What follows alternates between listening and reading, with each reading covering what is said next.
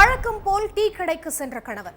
நீண்ட நேரமாகியும் கணவன் வீடு திரும்பாததால் எதிர்பார்த்து கொண்டிருந்த மனைவி கோவிலின் பின்புறத்தில் வைத்து கத்தியால் குத்தி கொன்ற கொடூரம். கொலையாளியை காட்டிக் கொடுத்த சிசிடிவி கேமரா. டீ குடிக்க சென்றவரை வெட்டி சாய்த்தது யார்? கொலைக்கான பின்னணி என்ன?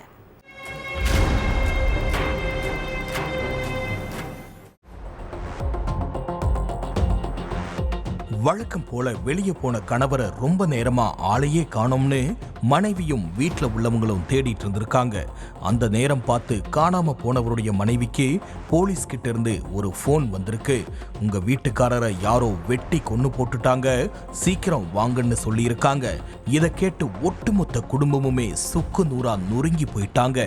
ராமநாதபுரம் கமுதி பக்கத்துல உள்ள உடையார் கூட்டம் கிராமத்தை சேர்ந்த ஜபருல்லாங்கிறவரு எப்போதும் போல சாயங்காலம் பக்கத்துல இருக்கிற டீ கடைக்கு போனப்போ பைக்ல வந்த ஒருத்தர் ஜபருல்லாவை சரமாரியா வெட்டி சாச்சிட்டு தப்பிச்சு போயிருக்காரு.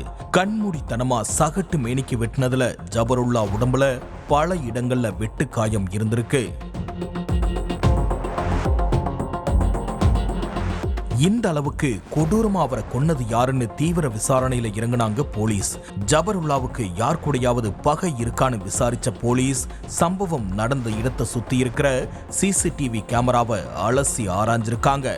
அதுலதான் கொலையாளி யாரு, கொலைக்கான காரணம் என்னன்னு போலீஸுடைய எல்லா கேள்விகளுக்கும் பதில் கிடைச்சிருக்கு.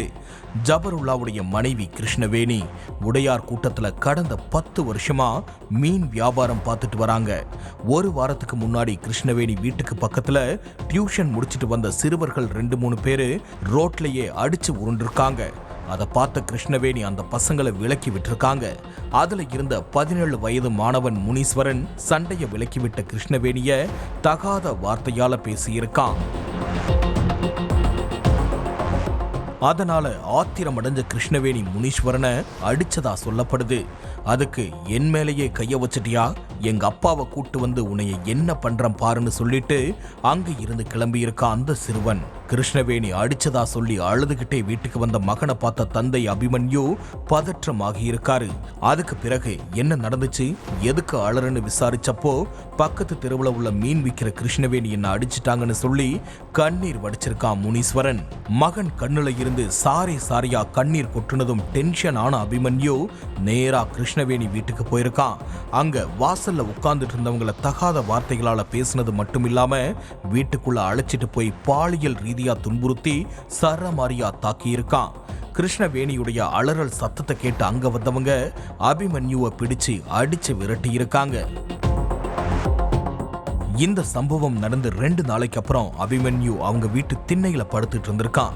அப்போ அந்த வழியா போன கிருஷ்ணவேணி கையில கரைச்சு வச்சிருந்த சாணிய அபிமன்யு மேல ஊத்திட்டு ஓடிட்டாங்க. அதுல இருந்து அபிமன்யு குடும்பத்துக்கும் கிருஷ்ணவேணி குடும்பத்துக்கும் அடிக்கடி தகராறு ஏற்பட்டுக்கிட்டே இருந்திருக்கு. கிருஷ்ணவேணிய பழி வாங்கணும்னு திட்டம் போட்ட அபிமன்யு அவங்களுடைய கணவர் ஜபருல்லாவுடைய கதையை முடிக்க பிளான் போட்டிருக்கான். சம்பவத்தன்னைக்கு சாயங்காலம் விநாயகர் கோவிலுக்கு பின்னாடி உள்ள டீ கடையில டீ குடிச்சிட்டு நடந்து வந்திருக்காரு ஜபருல்லா. அதை பார்த்த அபிமன்யு உடனே தன்னுடைய வீட்டுக்கு போய் அரிவாளை எடுத்துக்கிட்டு கொலை வெறியோட ஜபருல்லாவை நோக்கி போயிருக்கான். என்ன ஏதுன்னு ஜபருல்லா சுதாரிக்கிறதுக்குள்ள முதுகுக்கு பின்னாடி மறைச்சு வச்சிருந்த அரிவாளை எடுத்து அவரை கண்மூடித்தனமா வெட்டி போட்டிருக்கான் அபிமன்யு. ஜபருல்லாவுடைய அலறல் சத்தத்தை கேட்ட பொதுமக்கள் ஒன்னு கூடுனதை பார்த்து அபிமன்யு தன்னுடைய பைக்கை எடுத்துக்கிட்டு மின்னல் வேகத்துல தப்பிச்சு போயிருக்கான். கொலை பண்ணிட்டு தலைமறைவா இருந்த அபிமன்யுவை பிடிச்சு விசாரிச்சதுலதான் மொத்த உண்மையும் வெளிச்சத்துக்கு வந்திருக்கு. அடுத்து கொலையாளி அபிமன்யுவோட சேர்த்து கொலைக்கு உடந்தையா இருந்த 2 சிறுவர்கள்னு மொத்தம் 3 பேரை அரெஸ்ட் பண்ணி விசாரிச்சிட்டு இருக்காங்க போலீஸ்.